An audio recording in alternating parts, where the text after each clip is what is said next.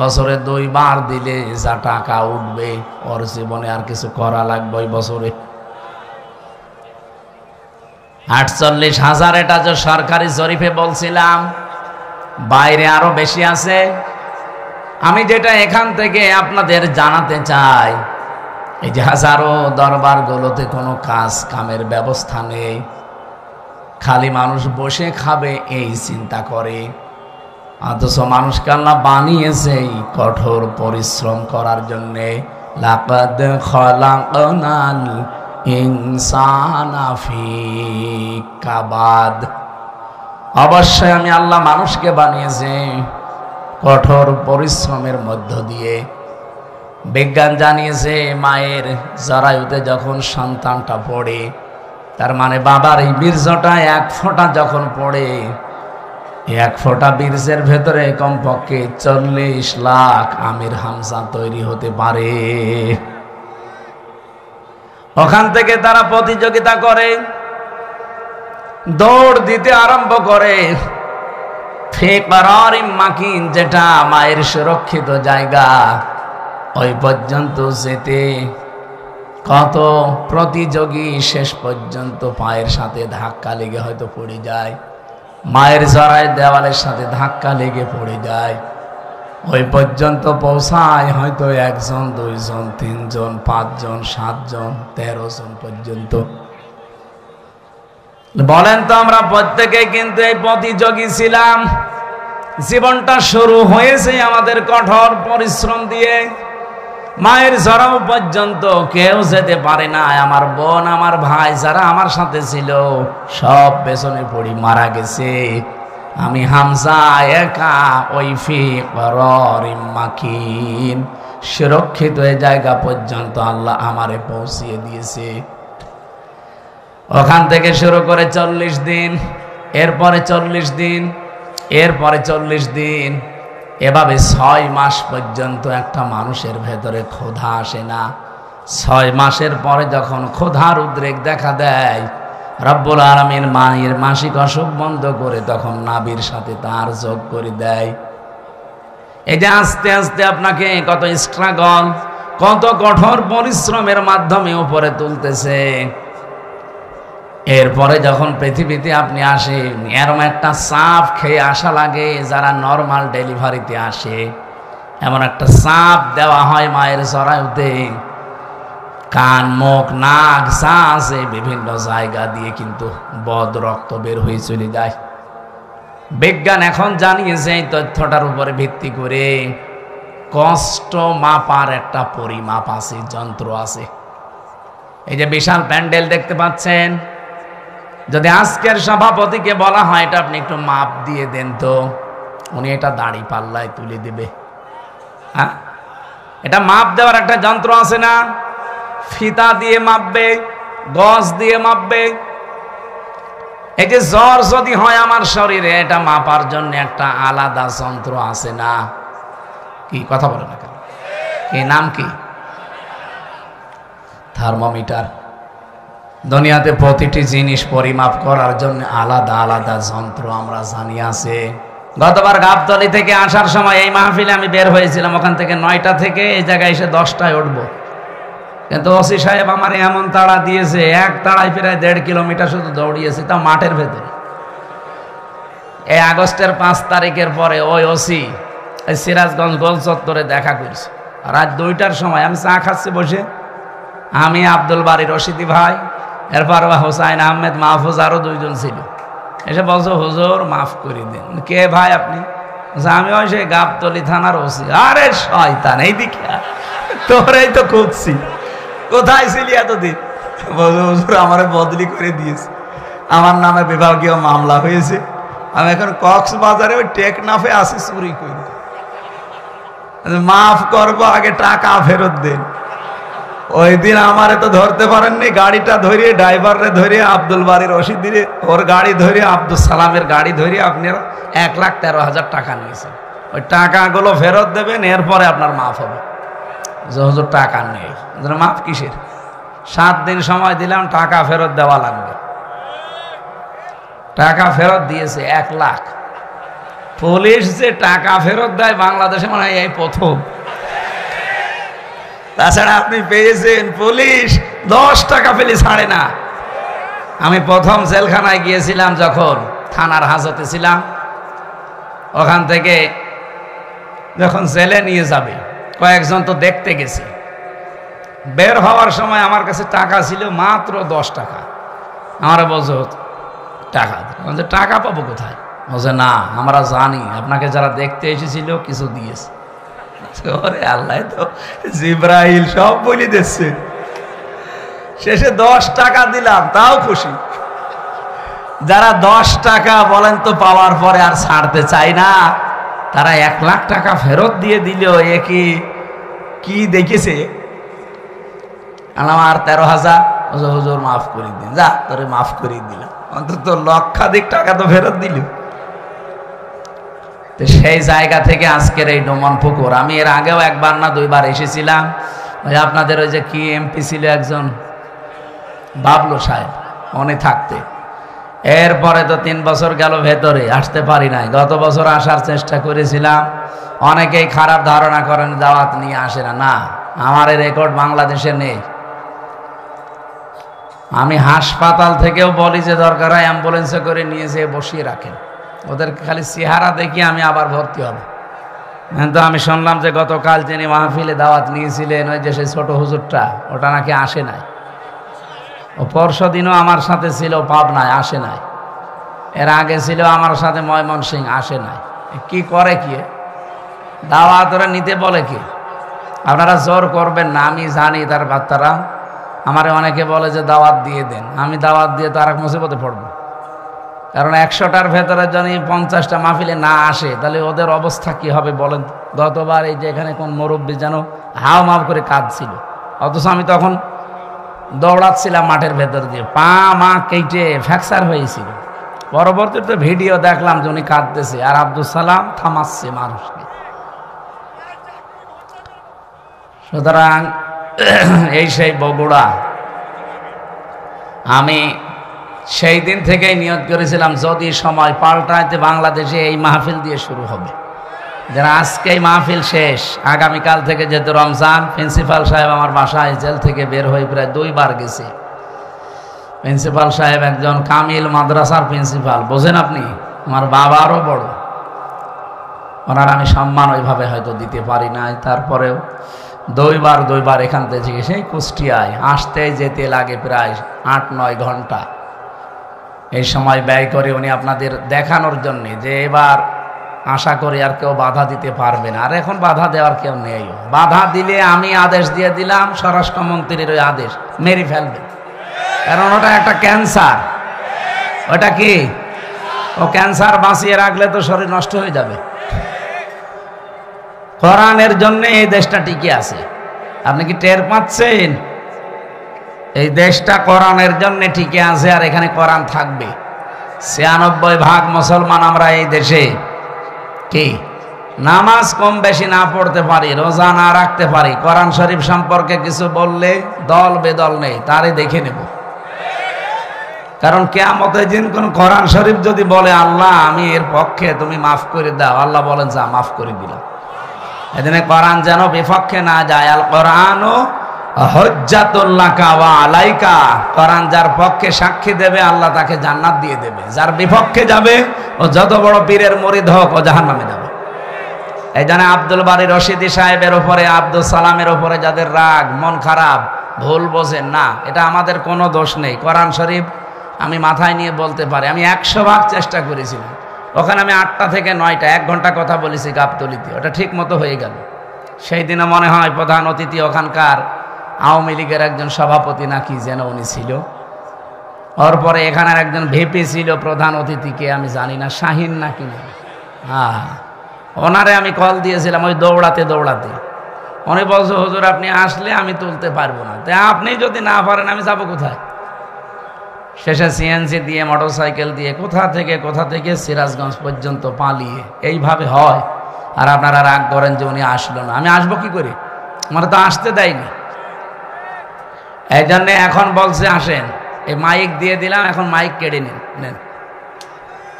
কোন মায়ের দুধ খেয়েছেন আমি দেখবো, আসে মাইক ছেড়ে দিলাম, কেড়ে নিন।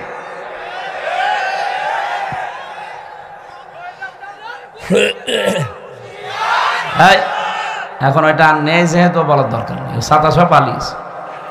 আমি সেদিন মালয়েশিয়া ছিলাম, দেখি ওরা তো আর ওই যে সাহেব পাড়ায় ওঠে না, সব হোটেলে বসে বসে নিচতলায় দেখলাম চা খাচ্ছে। কি গো বলছো, হুজুর আমরা আগেই পালিয়েছি। আর কেন সাহেব পাড়ায় উঠবেন না? ওখানে একটু মায়ের খাবো, সব তালা লাগানো, ওখানে উঠতে পারবো না। এদেশে বাংলার জনগণ আছে, পিটিয়ে ভর্তা বানিয়ে ফেলবে। কি করলেন আপনি বলেন? 15.5 বছর যায় মারিং কাটিং করলেন, এখন নিজেও খেতে পারেন না, আমাদেরকেও খেতে দিলেন না। কি কথা বলেন না কেন? যত টাকা পাচার করেছিলেন, টাকাগুলো যদি এই দেশে থাকতো, এই যে প্রায় 36 লাখ যুবক এখন বেকার, এদের বেকার থাকা লাগে? বাইরের দেশে যারা রাস্তা ঝাড়ু দেয়, টয়লেট পরিষ্কার করে, রুটি বানায়, আমি নিজে দেখেছি। কেন এই কাজ করা লাগবে বাইরে? যে এদেশটা এত সমৃদ্ধশালী আর এত সম্পদ আল্লাহ এখানে দিয়েছে, বাইরের রাষ্ট্রগুলো পাগল হয়ে যাচ্ছে। বিশেষ করে চীন তো পাগল হয়ে যাচ্ছে দেশটাকে উন্নত করার জন্য, শুধু টাকা ঢালবে। আপনি টাকা নেই দেখলে কি দেখে ঢালবে তারা?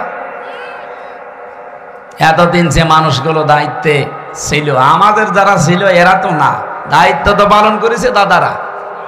দাদারা যা বলেছে তাই করেছে। ওরা আমাদেরকে ভয় দেখাতো আমরা নাকি না খেয়ে মারা যাবো। আরে ভাই, আমাদের বছরে 1 মাস না খেয়ে থাকা ফরজ। কালকে থেকে 1 মাস না খেয়ে থাকা কি? বলেন বলেন কেন? আল্লাহর হুকুম তো আছে, আরো 27টা কায়দা আছে। রব্বুল আলামিন বলেন, ওয়াং তাসুমু খায়রুল লাকুম ইন কুনতুম তা'লামুন। যদি তোমরা রোজা রাখো, সিয়াম সাধনা পালন করো, তোমাদের জন্যই ভালো হবে, উপকার হবে যদি তোমরা বোঝো। আয়াতটা নিয়ে চিন্তা ভাবনা করলাম, না খেয়ে থাকার ভেতর আবার উপকার কি? কষ্ট হইতো কি? না খেয়ে থাকার ভেতরে তো কষ্ট, উপকার কিসের? 2টা বিষয় আমি পেয়েছি।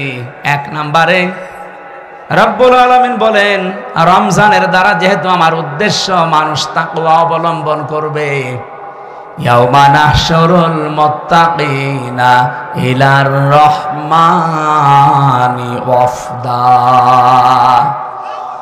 সূরা মারিয়ামের 85 নম্বর আয়াত। কিয়ামতের ওই ময়দানে যখন লক্ষ কোটি কোটি মানুষেরা হাজির হবে, ওই ময়দান থেকে কিছু মানুষকে আল্লাহ আলাদাভাবে অতিথি বানিয়ে রায়ান নামক দরজা দিয়ে প্রবেশ করাবে। তারা হচ্ছে মুত্তাকি। বলেন তো, রোজা রাখার দ্বারা উদ্দেশ্য কি? মুত্তাকি। বলেন বলেন। এর পরের আয়াতে দেখেন, অনাসুকুল মুজরিমিনা ইলা জাহান্নামা ওয়িরদা। রব্বুল আলামিন বলেন, যারা পাপিষ্ঠ এদেরকে আমি আল্লাহ তৃষ্ণার্থ, ওয়িরদা মানে তৃষ্ণার্থ, ক্ষুধার্ত অবস্থায় ধাক্কা দিতে দিতে জাহান্নামের দিকে নিয়ে যাব। আমি চিন্তা করলাম, ওয়িরদা দিল কেন আল্লাহ? এমনিতে ধাক্কা দেন, আমি জাহান্নামে পড়ি যান, আবার আমাকে দুর্বল করবেন, তৃষ্ণার্ত করবেন, ক্ষুধার্ত অবস্থায় নিয়ে যাবেন কেন? আমার ছাত্র মাথায় এসেছে এখান থেকে, পৃথিবীতে আল্লাহ রোজা দেওয়ার পেছনে যত কারণ, তার অন্যতম কারণ ধনীদেরকে আল্লাহ বোঝাতে চায় যে না খেয়ে থাকলে কি হয়। দেখ, যেহেতু মানুষেরা অনেকেই না খেয়ে থাকে, ক্ষুধার্ত থাকে, তৃষ্ণার্ত থাকে, তাদের ওই দুঃখ, কষ্ট, যন্ত্রণায় ধনীদেরকে আল্লাহ বোঝানোর জন্যই রোজা দিয়েছেন। এই রোজা যারা রাখে নাই, এই মুজরিম, এই পাপিষ্ঠদেরকে আল্লাহ এমন ধাক্কা দেবে যখন ক্ষুধার্ত এবং তৃষ্ণার্ত থাকবে। বলেন নাউজুবিল্লাহ। রোজা রাখার দ্বারা 3 নাম্বার উপকার যেটা, মানুষ যেহেতু মুত্তাকি হবে, দুনিয়ায় যেহেতু মুত্তাকিদের অনেক কষ্ট হয়, এই জন্য মুত্তাকি মানুষগুলো শুধু চোখ বন্ধ করতে দেরি হবে। ওয়া উজলিফাতিল জান্নাতু লিল মুত্তাকিনা গায়রা বাঈদ। রব্বুল আলামিন বলেন, আমার মুত্তাকি বান্দাদের দুনিয়ার জীবন শেষ হলে ওদের আর কোনো কষ্ট নেই, এমনকি জান্নাতেও হেঁটে যাওয়া লাগবে না। উজলিফাত, এই শাব্দিক অর্থ হচ্ছে নিকটবর্তী করে দেবে আল্লাহ। আপনাকে জান্নাত ডাক দিয়ে কাছে নিয়ে তারপরে ঢোকাবে, আপনাকে হেঁটে জান্নাতে যাওয়া লাগবে না।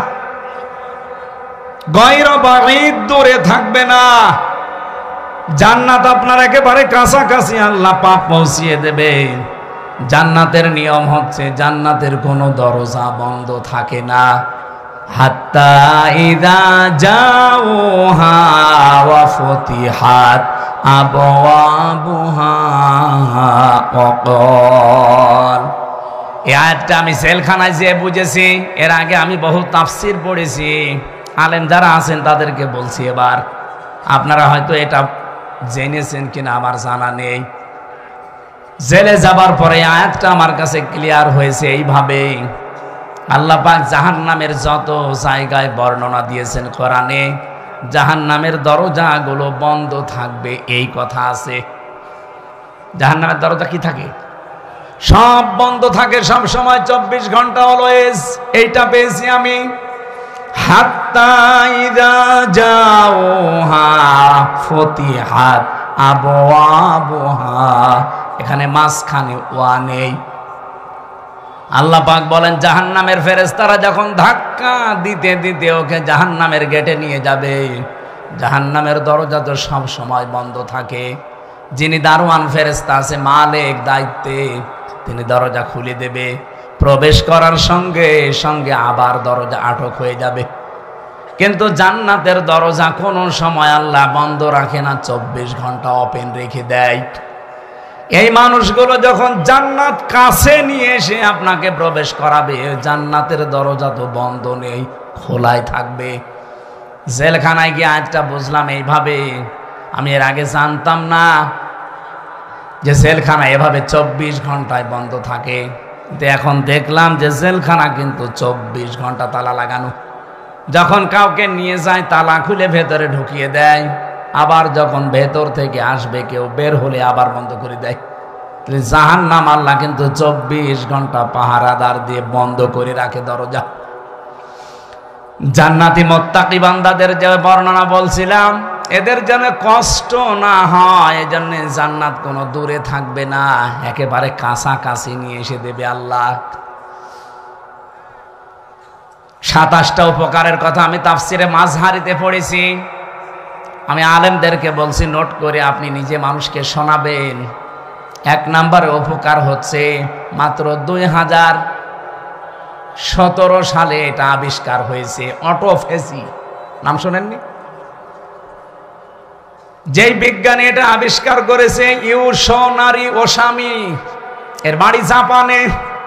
চিকিৎসা বিজ্ঞানের উপরে গবেষণা চালিয়ে লোকটা নোবেল পর্যন্ত পেয়েছে, নোবেল পুরস্কার। 2017 সালে মানে চিন্তা ভাবনা করেছে মানুষের এই শরীর নিয়ে। পুরা বডির ভেতরে 2 কোটির উপরে কোষ তিনি পেয়েছেন। কত কোষ পেয়েছেন? 2 কোটি। কিন্তু এই 11-12 মাসে একাধারে মানুষ যখন খাবার খেতেই থাকে, তখন ওই পাশাপাশি কিছু কোষ তৈরি হয়। ওই কোষগুলো শরীরের এই 3.5 হাত বডিতে 2টা ক্ষতি করে। 1 নম্বরে আপনার শরীরে হয় ক্যান্সার হবে, নাইট টিউমার হবে। বিজ্ঞান এখন 5.5 কেজি রক্ত পেয়েছে আমাদের শরীরে। এই 5.5 কেজি রক্তের ভেতরে 5 প্রকার ক্যান্সার হয়, আর টিউমার হয় 3 জাতের। হয়তো কোনোটা ফুলে ওঠে, কোনোটা ভেতরে থাকে, কোনোটা ফলেও না, ভেতরেও থাকে না, রক্তের সাথে আস্তে আস্তে মিশে যায়। এই যে কোষ যেগুলো বৃদ্ধি হয়েছে 11-12 মাস ধরে, এইগুলোর কারণে এই সমস্যাটা তৈরি হয়। চিন্তা করলেন কিভাবে এই কোষ থেকে মানুষকে মুক্ত করা যায়। তিনি 13 বছর একাধারে গবেষণা করেছিলেন। সর্বশেষ তার গবেষণা এটাই এসেছে যে 12 মাসের যদি একটা মাস কেউ দিনের বেলা না খেয়ে থাকতে পারে 29 কি 30 দিন একাধারে, তাহলে আসল আল্লাহ যে কোষ দিয়েছিলেন 2 কোটি, বাকি যে কোষগুলো বৃদ্ধি হয়েছে ওই কোষ যখন কিছু খেতে না পায় তখন ওই পাশেরটা খাওয়া আরম্ভ করে। আল্লাহর দেওয়া কোষগুলো এই অটোমেটিক তৈরি হওয়া কোষগুলোকে খেতে খেতে 30 দিনে পোড়াটা সাবাড় করে ফেলে। 30 দিন যদি একাধারে খেতে থাকে ওর শরীরে অতিরিক্ত আর একটা কোষও বাকি থাকে না।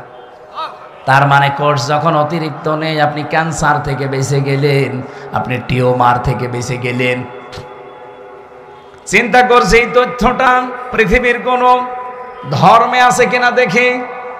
4,500 ধর্মীয় গ্রন্থ দুনিয়ায় আছে এখন, উনি সবগুলো একটা একটা করে মিলিয়ে না, কোন গ্রন্থে এই তথ্য নেই। সর্বশেষ মুসলমানদের ধর্মীয় গ্রন্থ কোরআন, এইটা তিনি পেয়েছেন। পাবার পরে দেখেন যে এখানে আছে 30 দিন আল্লাহর বান্দারা 1 বছরে না খেয়ে থাকবে। এই তো পেয়েছি আমি যা মনে করেছিলাম। 13টা বছর আমি গবেষণা করে যা পেয়েছি, মুসলমানদের ধর্মীয় কিতাবে এটা অনেক আগেই দেওয়া আছে। আল্লাহ পাক যে বলেন তাসামু খায়রুল লাকুম ইন কুনতুম তা'লামুন, অবশ্যই রোজা রাখলে তোমাদের উপকারী হবে যদি তোমরা এটা বুঝতে পারো। যেহেতু বিজ্ঞানী এখন বুঝেছে, তথ্য আমরা পেয়ে গেছি, এজন্য ফামাং শাহিদা মিনকুমুশ শাহরা ফালিয়াসুম, তোমাদের ভেতরে কেউ যদি রোজার মাস একবার পেয়ে যায়, আল্লাহ বলেন অবশ্যই সে যেন রোজা রাখে। এটা কিন্তু গত বছর যারা আদায় করেছে এবছরে অনেকে কবরে চলে গেছে। এবছর আমরা যারা কালকে থেকে পেতে যাচ্ছি, খেলায় খেলায় নষ্ট করেন না, রোজাটা অবশ্যই আপনি রাখবেন। অনেক গরিব মানুষ আছে বলে হুজুর আমারও রোজা রাখা লাগবে, আমি ভ্যান চালাই। আরে বেটা, অভাবী মানুষের অভাব দূর করার জন্যই তো রোজা দরকার। কারণ রোজার দ্বারা আল্লাহ যেটা মানুষকে তৈরি করে দিতে চায় তার নাম কি? তাকওয়া। বলেন বলেন, আরো জোরে বলেন। কোরআনে কারিমের সূরা বাকারার 183 নম্বর আয়াত আমরা পড়েছিলাম। এদিকে তাকান। রাব্বুল আলামিন বলেন ইয়া আইয়ুহাল্লাযীনা আমানু কুতিবা আলাইকুমুস সিয়াম, ওহে যারা ঈমানের দাবি করো তাদেরকে বলছি আমি কিন্তু রোজার বিধানটা লিখে দিলাম। কি করলাম? পৃথিবীর কোন বিধান আমি লিখে দিলাম এমন কথা কোরআনে আপনি পেয়েছেন? আরেকটা আছে, কুতিবা আলাইকুমুল কিসাস, কিসাসের বিধান লিখে দিলাম। কুতিবা আলাইকুমুল কিতাল, কিতালের বিধান আমি লিখে দিলাম। এই দুইটা ছাড়া পুরা কোরআনে আমি কোন বিধান আল্লাহ লিখে দিয়েছেন পাইনি। হ্যাঁ পেয়েছি, ওগুলো আল্লাহ ফরজ করেছেন, এজন্য সেখানে ফারদ ওয়াজ পাবেন, ফারদুন। কিন্তু রমজানের ব্যাপারে আল্লাহ কথা বলতে গিয়ে বলেন কুতিবা আলাইকুমুস সিয়াম, আমি কিন্তু লিখে দিলাম সিয়ামকে। আজকের এই জমিনটা যদি আমি সভাপতি সাহেবকে বলি যে স্যার আপনাকে আমি দিয়ে দিলাম, কোনো দাম আছে আমার এই কথার? বলেন বলেন। যদি এটা সই স্বাক্ষর করে দলিল করে স্ট্যাম্প করে বলি এই যে নেন, এ জমির দাম এখন 1 বিঘা 20 লাখ, এই কথা বলেন কেন? ব্যক্তি তো একই, আগে দিয়েছিলাম মুখে মুখে, এখন আমি দলিল করে লিখে সই স্বাক্ষর করে দিয়ে দিলাম, দাম হয়ে গেছে আকাশ আর পাতাল। আগেরটা কোনো মূল্যই ছিল না, পরেরটার মূল্য 20 লাখ। কথা বলেন ঠিক কিনা? রব্বুল আলামিন বলেন আমি রোজা তো তোমাদের জন্য ফরজ করেছি ফারদ ওয়াদ দিয়ে না, কাতাবা দিয়ে। আমি কিন্তু লিখে সই স্বাক্ষর করে দিয়েছি। এত দামি বিধান এটা আমি আল্লাহর কাছে। পৃথিবীর অন্যান্য বিধানগুলো আমি দুনিয়ায় নাজিল করেছি জিবরাইলকে দিয়ে, আর রোজাটা নাজিল হয়নি, এটা আমি আল্লাহ নিজে আমার রাসূলকে আরশে নিয়ে উপহার দিয়েছি। বিশ্বনবী মুহাম্মদুর রাসূলুল্লাহ 50 ওয়াক্ত নামাজ পেয়েছিলেন। ভালো করে শুনবেন, আমি বলার জন্য বলছি, শোনার জন্য শুনবেন না, এখানে কিছু নেওয়া লাগবে। 50 ওয়াক্ত নামাজ পেলেন তিনি, 6 মাস রোজা পেলেন, আনন্দে আসছিলেন। প্রতিমধ্যে হযরতে মুসা নবীর সাথে দেখা। হযরতে মুসা ডাক দিয়ে বলেন, ইয়া রাসূলুল্লাহ, আপনার মর্যাদা আমার চাইতে বেশি, কিন্তু অভিজ্ঞতা আপনার চাইতে আমার বেশি, কারণ দুনিয়ার জীবন আমি পার করে এসেছি। আপনি তো জানেন না বাস্তবতা কি। আপনার উম্মতের যে অবস্থা, 60-70 বছরের বেশি ছাতা বাঁচে না, আর আমার উম্মত 1500 2000 বছর হায়াত পেয়েছে। ওরা পাহাড় কেটে বাড়ি বানিয়েছে, এত শক্তিশালী ছিল। একমাত্র একটা রোজা ছিল বছরে, আর একটা মাত্র নামাজ ছিল 1 ওয়াক্ত সারা দিনে। তাই আমার উম্মতরা পড়তো না। আর আপনার উম্মত এত ওয়াক্ত নামাজ দিয়েছে, 6 মাস রোজার আপনি আনন্দ করেন, পারবে না। আপনি যান আল্লাহকে একটু কমান। উনি 1 বার 2 বার 3 বার 4 বার 9 বার ফেরত পাঠিয়েছিলেন। প্রতিবার 5 ওয়াক্ত করে আল্লাহ কমিয়েছেন, 5 নং 45 ওয়াক্ত। হযরতে মুসা বললেন, না হবে না, আরেকবার যান। বিশ্ব নবী বলেন, হে ভাই মুসা, কি বলেন আপনি? আল্লাহ আমারে দিতে চান আর আপনি বলেন কমান। আমার লজ্জা করছে, আমি আজ যেতে পারবো না। আমার উম্মতের ব্যাপার আমি জানিও, পড়বে কি না পড়বে আমি দেখব, আমি আর যাব না। সঙ্গে সঙ্গে জিবরাইলকে ওই জায়গায় পাঠিয়ে দিয়েছিলেন। তখন তিনি 6ষ্ঠ আকাশে আছেন। রব্বুল আলামিনের ফেরেশতা জিবরাইল এসে বলে, ইয়া রাসূলুল্লাহ, আল্লাহ আমাকে পাঠিয়েছেন 2টা বিষয় জানানোর জন্যে। 1 নম্বরে, আল্লাহ যেহেতু সিদ্ধান্ত নিয়ে রায় দিয়েছেন, অতাম্মাত কালিমাতু রাব্বিকা সিদকাও ওয়া আদলা লা মুবাদদিলা লিকালিমাতিহি ওয়া হুয়াস সামিউল আলিম। বলেন আল্লাহু আকবার। সূরা আনআম 115 নম্বর আয়াত। খুব ভালো করে খেয়াল করবেন, এখনই সেই শিক্ষাটা আসবে। এটা নিয়ে বাড়ি যাওয়া লাগবে, শুধু এসেছেন চলে যাবেন না। এই জন্য আমি মাহফিল করি না, আমি কিছু দেব এমন যেটা কোরআন হাদিসের সাথে মিলে গেলে আপনাকে নিয়ে বাড়ি যাওয়া লাগবে। কথা বলেন না কেন? এখানেই রেখে চলে যান, তাহলে আপনার ওয়াজ শুনতে আসার দরকার কি? বলেন তো, বাড়ি নিয়ে যাবেন কিনা? এই বাড়ি নিয়ে যাবেন না? আওয়াজ পাওয়া যাচ্ছে না, যাবেন? রব্বুল আলামিন 1 নম্বরে বলেন, আমার কোরআনে যত তথ্য আছে সব সত্য। 2 নম্বরে, যত তথ্য আছে সব ইনসাফপূর্ণ। 3 নম্বরে, আমার কথা কোনোদিন রদবদল হবে না, পরিবর্তন হবে না।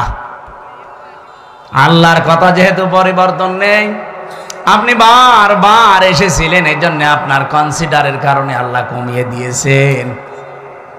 আল্লাহ যেহেতু ওটা লিখে ফেলেছেন একবার, ওটা আর পরিবর্তন রদবদল হয় না।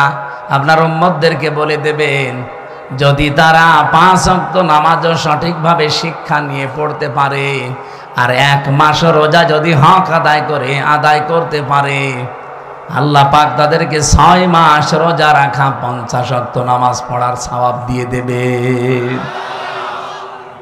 সেই উম্মত আমরা, সেই রোজা আমাদের সামনে। বগুড়াবাসী, এখান থেকে 3 নাম্বার যে কায়দাটা, লা মুবাদদিলা লিকালিমাতি, যেটা জিবরাইল আলাদা ভাবে শুনিয়েছেন, হে নবী, আপনার শুধু কনসিডারের কারণে আল্লাহ কিন্তু কমিয়েছে, কিন্তু সওয়াব কমাবে না। যদি 5 ওয়াক্ত হক আদায় করে পড়তে পারে, রোজা রাখতে পারে, আমি আল্লাহ ওইটাই রাখবো যেটা আগে দিয়েছিলাম। কারণ আল্লাহর কথায় কোনো পরিবর্তন, জোরে বলা লাগবে, আল্লাহর কথায় কোনো পরিবর্তন। কিন্তু বাংলাদেশের এমন এমন রায় আমরা 15 বছরে দেখলাম, যেটা পরিবর্তন অলরেডি হয়। এক কথা বলছেন এখানে, এটিএম আজহারুল ইসলামের রায় দিয়েছিল যারা, শুনলাম নাকি কিয়ামত হয়ে গেলেও পাল্টাবে না, অথচ 3 দিন আগেই পাল্টিয়ে গেছে। এখন কিন্তু মঞ্জুর হয়েছে, উনি রিভিউ করতে পারবে, উনি শুনানি করতে পারবে। তার মানে এতদিন যা রায় ছিল, বোঝা যাচ্ছে এগুলো সব মিথ্যা। আমার মনে হয় এই সালাউদ্দিন কাদের চৌধুরী, মাওলানা মতিউর রহমান নিজামী, এই মানুষগুলো যদি এখন বেঁচে থাকতেন, আর যদি আগস্টের 5 তারিখের পরে যে পরিবর্তন দেখতে পাচ্ছি, ওনাদেরটাও এখন খারিজ হয়ে যেত, এখন আবার ওনাদের জামিন মঞ্জুর করানো যেত। হ্যাঁ, কিছু বদনসিব মানুষ আছে যাদের ভাগ্য খারাপ, এই মানুষগুলো এখন আরম্ভ করেছে এই 25 তারিখের পর থেকে যে না, ওনার সাজা হয়ে গেছে, ওনার মঞ্জুর করা ঠিক হয়নি। সাজা হয়ে গেলে যদি তার এটা আপিল ডিভিশনে মঞ্জুর করা ঠিক না হয়, তারেক জিয়া সাহেবের 9 বছর সাজা হয়েছিল, তার স্ত্রীর 3 বছর সাজা হয়েছিল। এই কথা বলছে না কেন? খালেদা জিয়ার 6 বছর সাজা হয়েছিল। কেন তাদেরকে সাজা থেকে মুক্ত করে মুক্ত জীবনে তাদেরকে ফিরিয়ে দেওয়া হবে? ওনাদের মামলা ইনাদের মামলা, সাজা তো সবারই এক। আপনি কেন পক্ষপাতিত্ব করেন? এই কথা যদি কেউ বলে, আল্লাহর অভিশাপ তার উপরে, তার বিবেক বুদ্ধি সব মারা গেছে। সালাউদ্দিন কাদের চৌধুরী চট্টগ্রামের, উনি বেঁচে থাকলে এখন মুক্ত জীবনে ফিরে আসতে পারতেন। আমার যতটুকু বাস্তবতায় ধারণা, হাসিনার আমলে 15.5 বছরে যারাই মিথ্যা মামলা, মিথ্যা সাক্ষীর কারণে জীবন নষ্ট হয়েছে, কোনো বিচার লাগবে না, কোনো রায় লাগবে না, সব ছেড়ে দেওয়া লাগবে। কিসের বিচার? ও তো সব বানিয়ে বিচার করেছিল। নয়তো খালেদা জিয়ার নামে যে মামলা দিয়েছে, আপনি বলেন তো, এতিমের টাকা আত্মসাৎ করা মামলা, এই টাকা আরো 6 ডবল বৃদ্ধি হয়েছে, তারও তো আরো নোবেল দেওয়া দরকার, আর তারে আরো 6 বছর জেলে দিয়েছে। এগুলো কেন দিয়েছে? এক কাপড়ে তারে বাড়ি থেকে বের করে তারে 6 বছর জেলে, এমনকি এই কঠিন অবস্থায় তারে ফেলে রাখা ট্রাক দিয়ে বাড়ির সামনে, সবগুলো হাসিনার শুধু রাগের বহিঃপ্রকাশ। ও কিন্তু অলরেডি বলেও ফেলেছে যে আমি ওই বাড়ি থেকে খালেদাকে তাড়িয়ে দেব, একবার নিয়ত করেছিলাম, সেই নিয়ত উনি দেখালো। ম্যাডাম ওই দিন এক কাপড়ে বের হয়ে যে কান্নাকাটি করেছিল, তামাম দুনিয়া কেঁদেছে তার কান্না দেখে।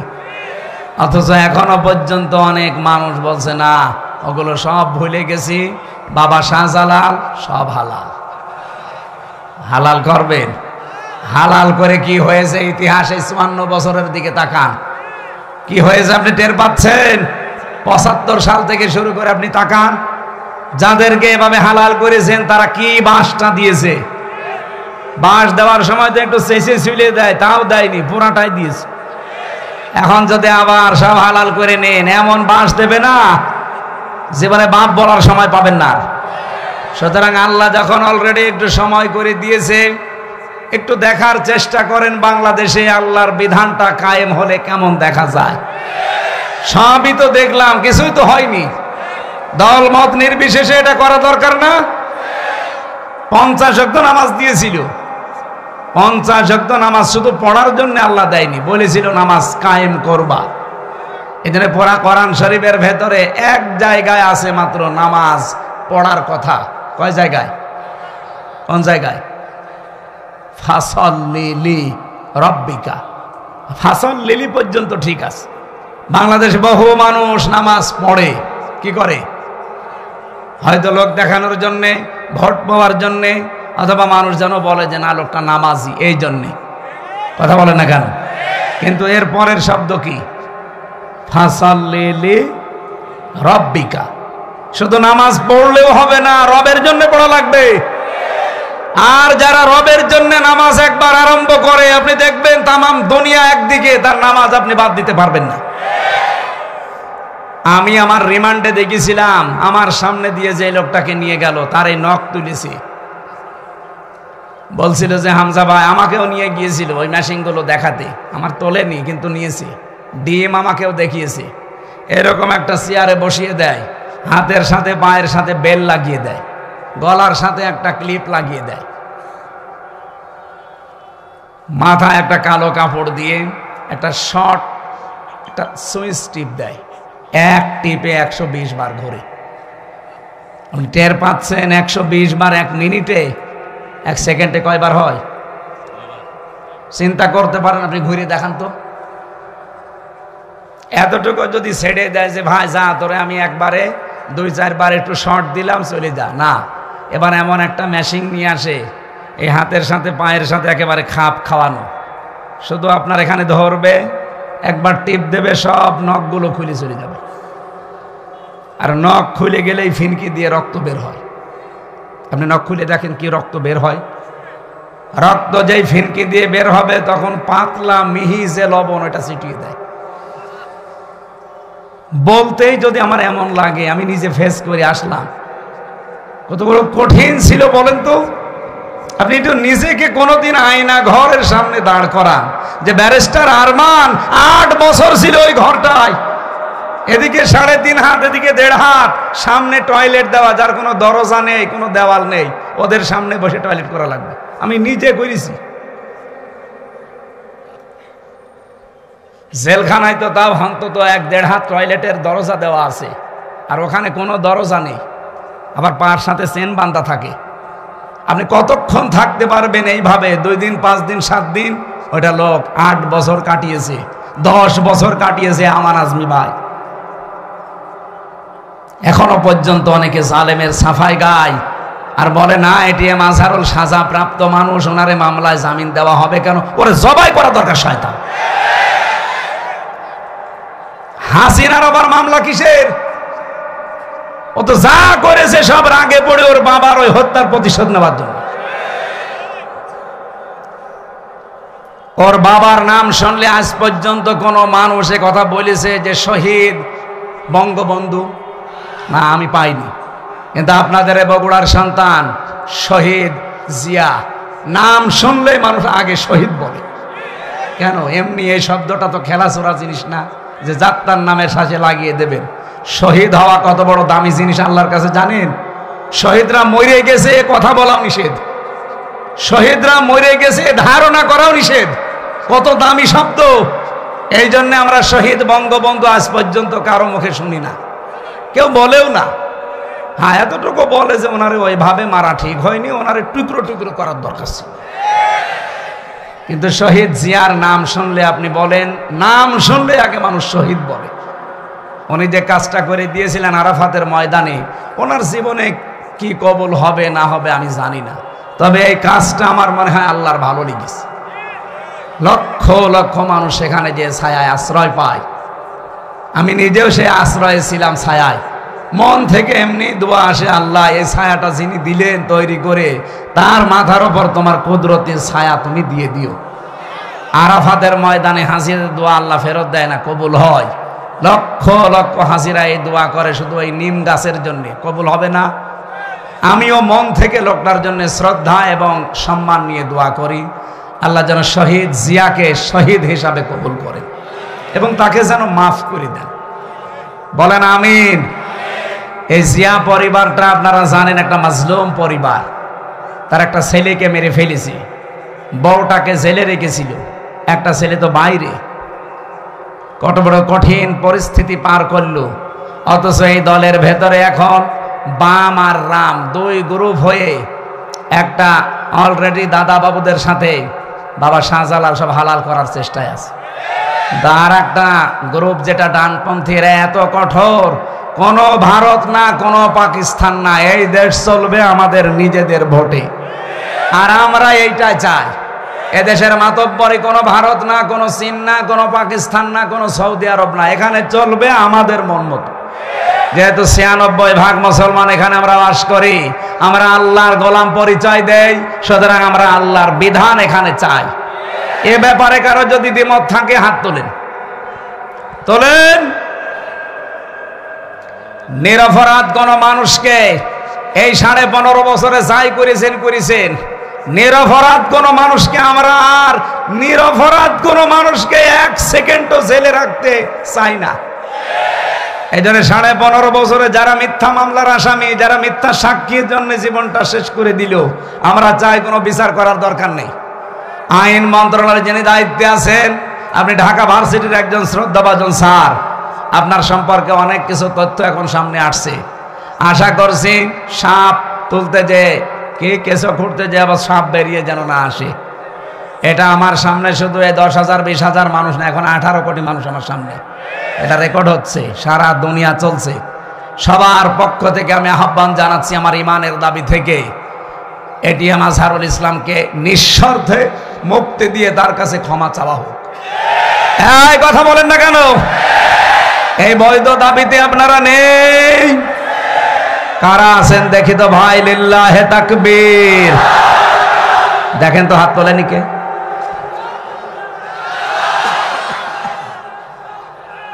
আলহামদুলিল্লাহ।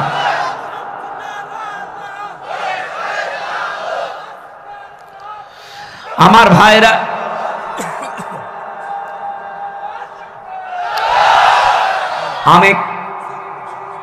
কিছু লাগবে না, আমি কথা তুলেছিলাম লা মুবাদ্দিলা লিকালিমাতিহি, আল্লাহর কালামের কোনো পরিবর্তন নেই। বাংলাদেশের কালামগুলো যে পরিবর্তন এখন হয়ে গেল, এটার দ্বারা আজ আন্তর্জাতিক যে বিচার ব্যবস্থা আছে কি কি পরিগণিত হচ্ছে এই দেশটা আপনি বলেন।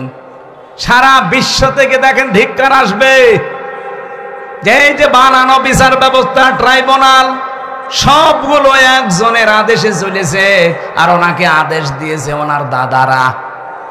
কথা বলেন না কেন?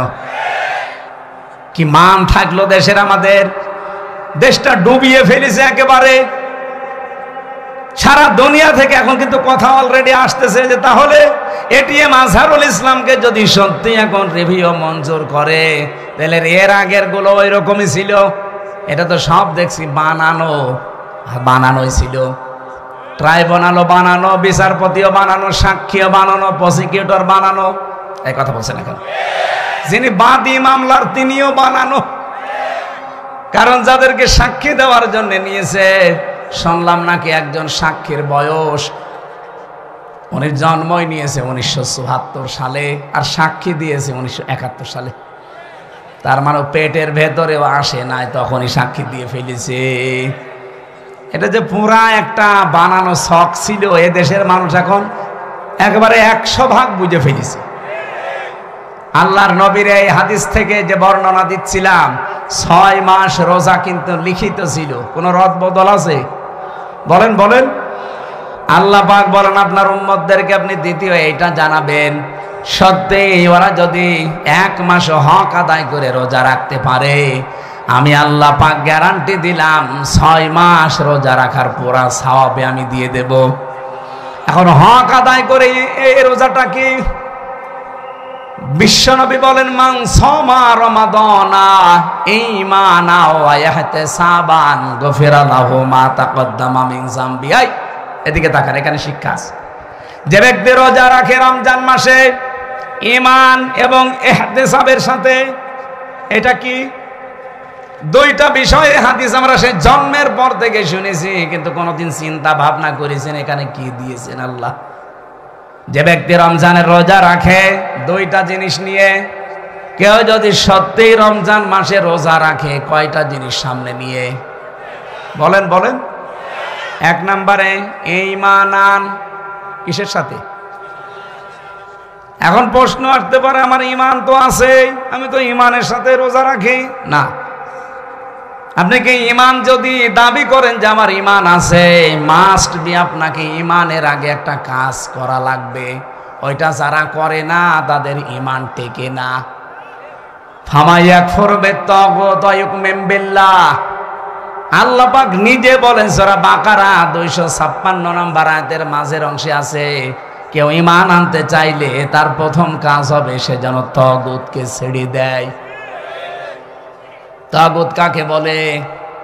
তাগুতের অর্থ 4টা। 1 নাম্বার তাগুত হচ্ছে ওই শক্তি সে আল্লাহর হুকুম নিজে মানে না, অন্য কেউ মানবে মানতেও দেয় না। বলেন তো এই তাগুত পৃথিবীতে নেই? হ্যাঁ বলেন না কেন? চারিপাশে আমাদের এই শক্তি আছে, নিজেও মানে না, কেউ মানবে মানতেও দেয় না। 2 নম্বরে তাগুত শয়তান। 2 নম্বরে কি? 3 নম্বরে তাগুত মানুষের তৈরি করা আইন। এটা আপনার ঘা লেগে গেল না?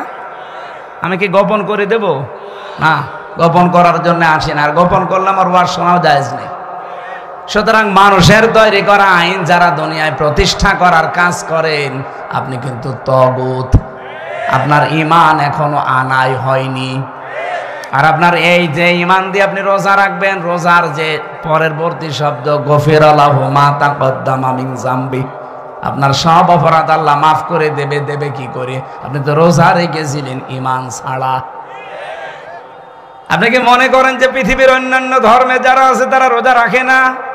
আমি বাইরের দেশগুলোতে ইহুদিদের সাথে মিশেছি, খ্রিস্টানদের সাথে মিশেছি, বৌদ্ধদের সাথে মিশেছি, আর মুশরিক তো পাশেই আছে। এদের সাথে তো পিরায় পিরায় দেখা হতো আগে, কারণ এই বাংলাদেশের ছাড়া আমার বেশি অনুষ্ঠানগুলো ভারতে হয়েছে। আশপাশে কোনো প্রদেশ আমার বাক নেই। এই জন্য আপনাদের চাইতে ওদের সাথে আমার মেলামেশা বেশি আছে। দেখেছি এই বিশ্বের যে কয়টা নাম বলছি, প্রত্যেক জাতি কম বেশি রোজা রাখে, কিন্তু তাদের রোজা আমাদের আল্লাহর নির্দেশ এবং রসুলের দেখানো পথে না। খ্রিস্টানরা রোজা রাখে, ওরা ইফতারি করে না। ইহুদিরা রোজা রাখে, ওরা সেহরি করে না। আর হিন্দু যারা কেউ মরে গেলে ওরাও রোজা রাখে, উপোস থাকে, ওরা সেহরিও নেই, ইফতারিও নেই। আমাদের নবী যে আনন্দের কথা জানিয়েছেন, লিসাইমি ফারহাতান, ফারহাতুন ইনদা ফিতরিহি ওয়া ফারহাতুন ইনদা লিকাই রাব্বিহি। ইবনে মাজাহ শরীফের হাদিস। নবীজি বলেন প্রতিটি রোজাদারের জন্য দুইটা আনন্দের জায়গা আছে। এক নম্বরে ও যখন ইফতারি নিয়ে বসবে সারা দিনের পরে, তখন একটা আলাদা আনন্দ আল্লাহ তাকে দান করবে। দুই নম্বরে যখন এই রোজাদাররা রায়্যান নামক দরজা দিয়ে প্রবেশ করে আল্লাহর সাক্ষাৎ পাবে, এটা সবচাইতে বড় আনন্দের বিষয়। অন্যান্য জাতির রোজা কি আমাদের মতো? বলেন বলেন। প্রথম নম্বরে কি বললাম? রোজা রাখতে হলে আপনাকে এক নম্বরে ঈমান আন, ঈমানের সাথে। আর ঈমান আনতে হলে আগে আপনাকে তাগুত ছাড়া লাগবে। যারা আল্লাহর বিধান মানে না, মানতে দেয় না, এটা মাইনাস, শয়তান মাইনাস। এখন যদি বলেন শয়তান পাবো কোথায়? আছে, শয়তান নেই? যারা অহংকার করে তারা শয়তান, যারা অপচয় করে তারা শয়তান, যারা যৌনতা ছড়ায় তারা শয়তান। এরকম সৃষ্টিতে নেই। আসতে বলেন কারণ নেই। শয়তান খোঁজা লাগে। শয়তান তো তারা যারা অহংকার করে, শয়তান তারা যারা অপচয় করে, শয়তান তারা যারা নিজেদেরকে যৌন অঙ্গ যেগুলো গোপন রাখা দরকার এগুলো মানুষকে দেখায়। শয়তান খোঁজার জন্য আমেরিকায় যাওয়া লাগবে। এ বগুড়াতেও শয়তান আছে না? এইগুলো থেকে মুক্ত হবে। তিন নম্বরে মানুষের তৈরি করা আইন যারা কায়েম করতে চায় এরা শয়তান। এই তাগুতের সাথে যারা আছেন তাদের রোজা হচ্ছে না। এগুলো ছেড়ে দিয়ে রোজা রাখেন, ঈমান হইল। দুই নম্বরে ইহতিসাবান। ইহতিসাব মানে এটা হিসাব থেকে এসেছে। আপনাকে একেবারে পঙ্খানো হিসাব নিকাশ করে করে সামনের জীবন আপনি চালাবেন। কি দিয়ে? অল ফুরকান। কোরআনের 55টা নাম আছে, তার একটা নাম হচ্ছে ফুরকান। নাম কি? সত্য মিথ্যা পার্থক্য করে বাকি জীবন আপনাকে চালানো লাগবে। আমি বলেছিলাম না আজকে একটা ফরজ জানাবো, আর সব ফরজের বড় ফরজ জানাবো। ফরজ হচ্ছে রমজানের রোজা, আর সব ফরজের বড় ফরজ হচ্ছে কোরআন দিয়ে হক আর বাতিল পার্থক্য করে বাকি জীবন চালানো। এই ফরজটা মানা যাবে না। এইটা এখন দরকার। রমজান আসবে, চলেও যাবে 30 দিন পর, কিন্তু আপনি যদি হক আর বাতিল পার্থক্য করে কোরআন দিয়ে জীবন চালাতে না পারেন, আপনার বড় ফরজ আদায় হয়নি, কিয়ামতে ধরা খাবেন। আল্লাহ তাআলা এগুলো এমনি দেয়নি আপনাকে। ইউরিদুল্লাহু বিকুমুল ইসরা ওয়ালা ইউরিদু বিকুমুল উসরা ওয়ালিতুকমিলুল ইদ্দাতা ওয়ালিতুকাব্বিরুল্লাহা আলা মা হাদাকুম ওয়া লাআল্লাকুম তাশকুরুন। ইয়াদের ব্যাখ্যায় আমি পড়েছি রোজা রাখাই লাগবে, মাস্ট বি। আর হক আর বাতিল পার্থক্য করে কোরআন দিয়ে সামনের জীবন চালানোই লাগবে। তাছাড়া রোজার কোনো উপকার আপনি পাবেন?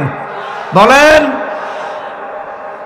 রোজাদারের জন্য অন্যতম উপকার হচ্ছে আমাইয়াত্তাকিল্লাহা ইয়াজআল লাহু মাখরাজা।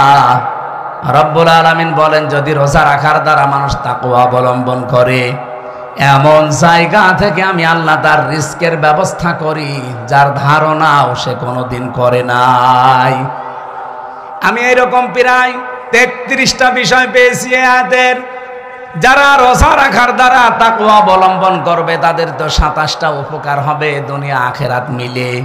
আর 33টার ভেতরে 1 নম্বরে হচ্ছে এমন জায়গা থেকে আল্লাহ তাকে বিপদে পড়লে সাহায্য পাঠাবে, ওর ধারণাও ছিল না যে এই জায়গা থেকে সাহায্য আসতে পারে। 1 নম্বরে পেয়েছি হযরত ইউসুফ আলাইহিস সালামের নাম। এটা সূরা ইউসুফে 12 নম্বর পারা 17 নম্বর পৃষ্ঠার 1ম নম্বর লাইনের 23 নম্বর আয়াতে পাবেন। ওয়ারাওয়াদাতুহু আল্লাতী হুয়া ফি বাইতিহা আন নাফসিহি ওয়া গাল্লাকাতিল আবওয়াবা ওয়া ক্বালাত হাইতা লাক। রব্বুল আলামিন বলেন যে মহিলার ঘরে হযরত ইউসুফ ছিলেন, কিন্তু তাকে ফাঁসলিয়ে নিয়ে গেছে 7 তলা বিল্ডিং এর উপরে, 7টা দরজায় তালা লাগিয়েছে, নিজের কাপড় চোপড় সবগুলো খুলেছে আর ডাক দিয়েছে ওয়াকালাত হাইতা লাক, আমার দিকে আসো। হযরত ইউসুফ প্রথমে তিনি বললেন ক্বালা মাআযাল্লাহ ইন্নাহু রাব্বি আহসানা মাসওয়ায়া ইন্নাহু লা ইউফলিহুজ জালিমুন।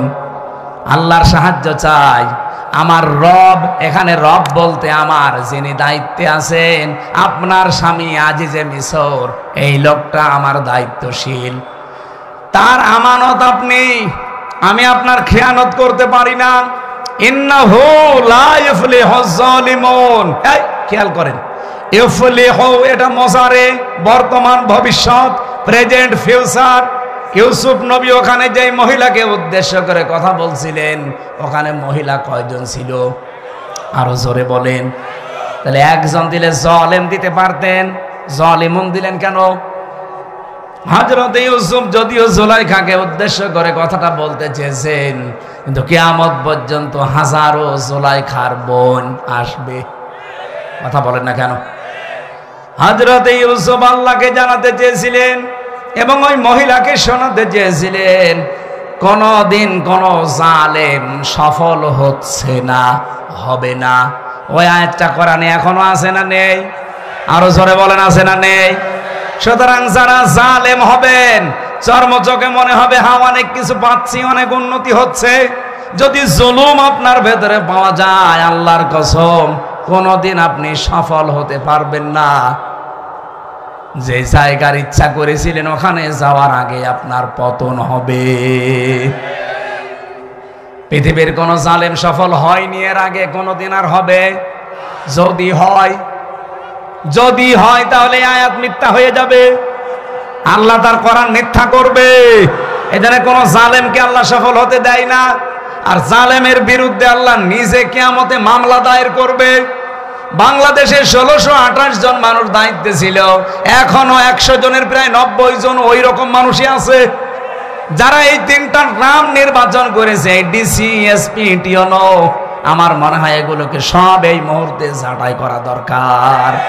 কারণ এরা যদি থেকে আবার নির্বাচন হয়, সংস্কার না করে ওই আবার দিনের ভোট রাতে হবে, আবার 154 জন হবে, এই কথা বলছে না কেন? আমরা চাই এগুলো একটাও যেন না থাকে, যারা আছে সবগুলোকে বিদায় করেন। এই 15.5 বছরে যারা বৈষম্যের শিকার ছিল তাদেরকে নিয়ে এসে বসান। আমি কি বেশি বলছি? এটা না করে আবার নির্বাচন করেন, ওই আবার দিনের ভোট রাতে হয়ে যাবে। কারণ সেই ওসি, সেই ডিসি, সেই এসপি, সেই টিওনো এখনো পর্যন্ত আছে না। এই জন্য 1628টা চেয়ারে একটাও পুরাতন মানুষ থাকা যাবে না। গত কয়েকদিন আগে প্রায় 44টা ডিসি অলরেডি পাল্টিয়ে গেছে, তাদের অবসরে দিয়ে দিয়েছে বাধ্যতামূলক। ডক্টর মোহাম্মদ ইউনুস 2 নবীর নাম নিয়ে বসে আছে, মোহাম্মদ আর ইউনুস। কয় নবীর? 2 নবীর নাম নিয়ে কাজ করছে যে না একটাও রাখবো না। যেগুলো জালেমকে সাহায্য করেছে একবারে 44টা ডিসি শেষ। বলছে আপনারা বাধ্যতামূলক অবসরে। বলছে না আমাদের তো এখনো বয়স শেষ হয়নি। বলে না, শেষ হয়ে গেছে। নির্বাচনের আগে হাসিনা যেমন করেছিল, চাচা এরশাদের কাছে যে বলছে আপনি অসুস্থ, বলছে কই আমি তো ভালো। না আপনি অসুস্থ, চলে হাসপাতালে ভর্তি করে একটা ইনজেকশন দিয়ে শুয়ে রেখেছে, থাক। আমার মনে হয় এইটাই করা লাগবে। এই 1628টা যারা আছে একটাও আমরা দেখতে চাই না।